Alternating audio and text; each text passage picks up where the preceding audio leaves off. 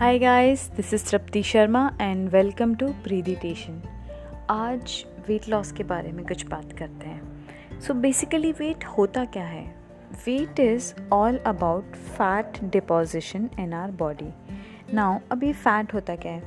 जो भी हम एक्सेस कैलोरीज खाते हैं लाइक कार्बोहाइड्रेट्स, प्रोटीन, ये सारी चीज़ें कन्वर्ट हो जाती हैं फैट में और इन्हें कहते हैं ट्राइग्लिसराइड।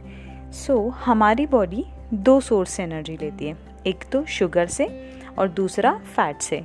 सो जब तक हमारी बॉडी में शुगर रहेगी या कार्बोहाइड्रेट्स रहेंगे तब तक हमारी बॉडी शुगर से ही एनर्जी लेगी। सो प्रायोरिटी फैट और शुगर में से शुगर को मिलती है। जब तक शुगर रहेगी तब तक हमारी बॉडी शुगर से या कार्बोहाइड्रेट से एनर्जी लेगी। जब शुगर ख़त्म हो जाएगी बॉडी में, उसके बाद हमारी बॉडी फैट पे स्विच होगी, मतलब उसके बाद हमारी बॉडी फैट बर्निंग या फिर फैट से एनर्जी लेना स्टार्ट करेगी और फिर फैट बर्न होना स्टार्ट होगा।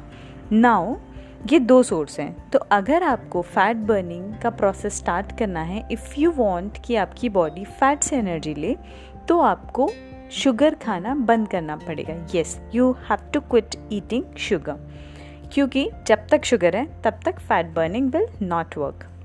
नाउ एक मोस्ट इम्पॉर्टेंट सोर्स और एक और लाइक सीक्रेट बताती हूँ for weight loss is, as I told you before, कि हमारी बॉडी में जो भी हम एक्सेस कैलोरीज खाते हैं वो फैट में कन्वर्ट होती हैं, उसे बोलते हैं ट्राइग्लिसराइड। और अगर हम एटम्स वाइज जाएं तो ट्राइग्लिसराइड मतलब कि कार्बन, हाइड्रोजन और ऑक्सीजन का कॉम्बिनेशन।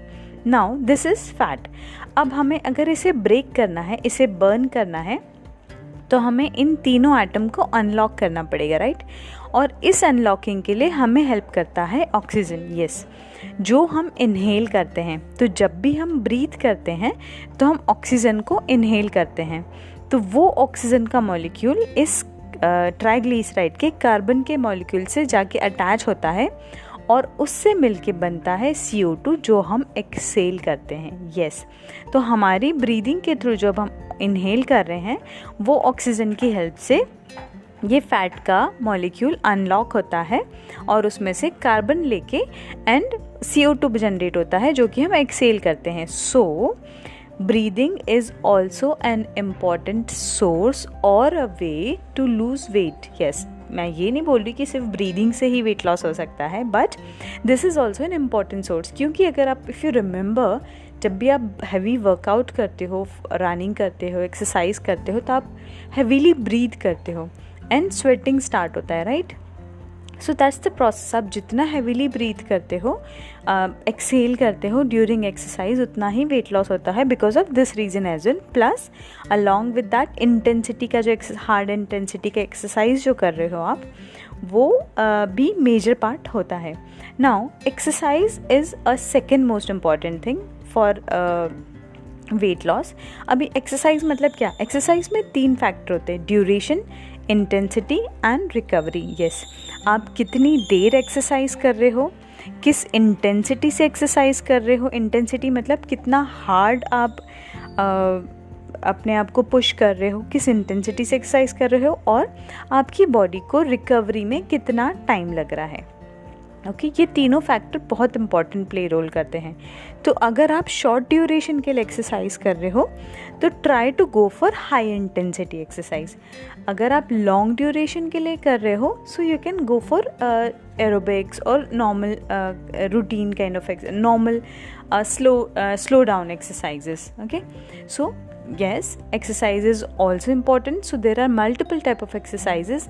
अगर आप स्लो एक्सरसाइज करते हो तो फिर वो आपके मसल स्ट्रेंथनिंग के लिए अच्छा होता है, आपके ब्लड फ्लो के लिए अच्छा होता है। तो डिफरेंट टाइप के एक्सरसाइजेज हैं जिसके लिए मैंने एक ऑलरेडी पॉडकास्ट बनाया था, so you can go and watch that if you want to know more detail about exercises और कैसे एक्सरसाइज आप कर सकते हो। But yeah, exercise and also an important part. और बेसिकली एक्सरसाइज हमें वेट लॉस करना हो या ना करना हो, एक्सरसाइज तो हमें करना ही चाहिए, क्योंकि दिस इज़ आवर बॉडी जिसके थ्रू हम हर चीज़ एक्सपीरियंस करते हैं, हम इस फिज़िकल वर्ल्ड को एक्सपीरियंस करते हैं, हम हर एक चीज़ फील करते हैं। सो और हमारी बॉडी ही है जो हमें हमेशा काम आती है. So we should make sure कि ये हमेशा अच्छी रहे और हमेशा रेडी टू वर्क रहे, राइट. तो हम पूरा दिन जो काम करते हैं, कई लोग बोलते हैं कि नहीं मैं तो पूरे दिन से खड़ा हूँ या मैं पूरे दिन से ये कर रहा हूँ तो एक्सरसाइज हो गई मेरी. नो, वो बॉडी का यूज़ करना हुआ. आपने अपनी बॉडी को यूज़ किया, लेकिन आपने अपनी बॉडी के लिए क्या किया? You have to work for your body, उसके बाद आप उसे यूज़ करो.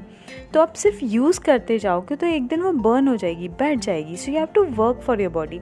इसीलिए exercise, you are working for your body. Yes, क्योंकि एक्सरसाइज से यू बिल्ड मसल्स. आप अपने मसल स्ट्रेंथ बढ़ाते हो, अपना मेटाबॉलिज्म बढ़ाते हो, आप अपनी स्ट्रेंथ बढ़ाते हो, आप आपका स्टेमिना बढ़ाते हो. बहुत सारी चीज़ें बढ़ती हैं एक्सरसाइज से. सो अगर आपको वेट लॉस करना है या नहीं करना है, but exercise is very very very important part of your life. भले ही आप एरोबिक्स करो, योगा करो, नॉर्मल सुबह वॉक करने जाओ, anything, but add some exercise routine in your life और उसे चेंज करते रहो. सिमिलर टाइप का नहीं करना चाहिए, क्योंकि वो कंसिस्टेंटली सेम एक्सरसाइज करते रहोगे तो इवेंचुअली वो वर्क करना बंद कर देगा, क्योंकि आपकी बॉडी उसकी हैबिचुअल हो चुकी है.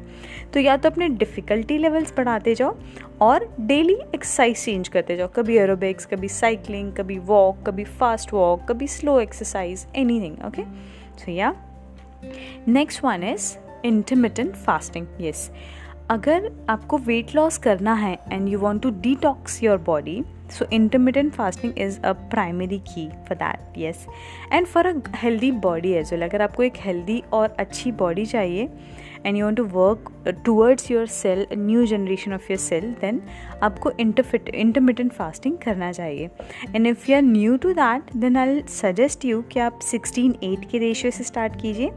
16:8 रेशियो, दैट मीन्स 16 आवर का फास्टिंग और 8 आवर का ईटिंग विंडो, और फिर धीरे धीरे ये ईटिंग विंडो कम कीजिए.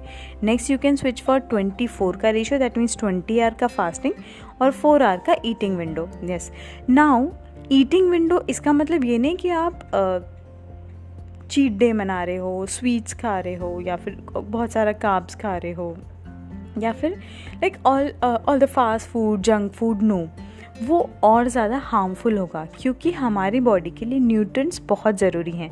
अगर आपकी बॉडी में न्यूट्रिएंट्स नहीं जा रहे हैं तो आपका मेटाबॉलिज्म धीरे धीरे कम होने लगेगा, और मेटाबॉलिज्म धीरे धीरे कम होने लगेगा, दैट मीन्स आपका फूड एब्जॉर्प्शन कम होगा and that will lead to fatigue. आपको वीकनेस होगी, लो न्यूट्रिएंट्स की वजह से बहुत सारे इश्यूज स्टार्ट हो जाएंगे. मल्टीविटामिन्स का कमी होने लगेगा, क्योंकि आप जो भी खा रहे हो उसमें न्यूट्रिएंट नहीं है, वो एब्जॉर्ब नहीं होगा, तो मेटाबॉलिज्म स्लो होने लगेगा and it will eventually burn down. So it's important, जब भी आप ईटिंग विंडो में जो भी खा रहे हैं, try to have nutrient food. जितना हो सके उतना न्यूट्रिएंट फूड खाओ. सब्जियां खाओ, सैलड्स खाओ, ड्राई फ्रूट्स खाओ, मल्टीपल चीज़ें जहाँ से आपको मल्टीपल न्यूट्रिएंट्स मिले. ओके, एंड अगर आप ये 24 का रेशियो अचीव कर पा रहे हैं, so for a good weight loss 1 meal a day is the perfect thing. Even if you are a diabetic patient, उसके लिए भी 1 मील अ डे बेस्ट है. So yes, and again 1 meal a day में भी जब भी आप एक टाइम खा रहे हो खाना, सो मेक श्योर कि आप न्यूट्रिएंट फूड खाओ और अच्छा फूड खाओ. अभी आप ये कितने पीरियड में कर सकते हो, मतलब 1 मील अ डे कितना कैसे कर सकते हो? तो 1 मील अ डे, या फिर व्हाट यू कैन डू, आप मंथ में 1 वीक या 2 वीक के लिए 48 to 72 आवर के फास्टिंग भी कर सकते हो. सो फास्टिंग जितना करेंगे उतना हमारी बॉडी के लिए अच्छा है. क्यों? क्योंकि जब हम फास्टिंग पे जाते हैं, जब हमारी बॉडी फास्टिंग पे जाती है, तो एक मैकेनिज़्म होता है जो एक्टिवेट होता है, उससे बोलते हैं ऑटोफेजी. ऑटोफेजी क्या करता है? हमारे डेड सेल्स, डेड प्रोटीन्स, इन सब को लेता है, उन्हें बर्न डाउन करता है और फैटी एसिड और अमीनो एसिड्स जनरेट करता है, जो हमारे लिए बहुत हेल्पफुल होते हैं. न्यू सेल जनरेशन के लिए न्यू न्यूरॉन्स क्रिएट होते हैं. तो ये हमें हमेशा यंग रखता है, हमें एक्टिव रखता है, और फैट बर्निंग में भी अच्छा है. So if you want to lose weight, go for intermittent fasting along with exercise. So yeah that's it for now. मिलते रहेंगे, बातें करते रहेंगे, तब तक अपना ध्यान रखिए। Good night.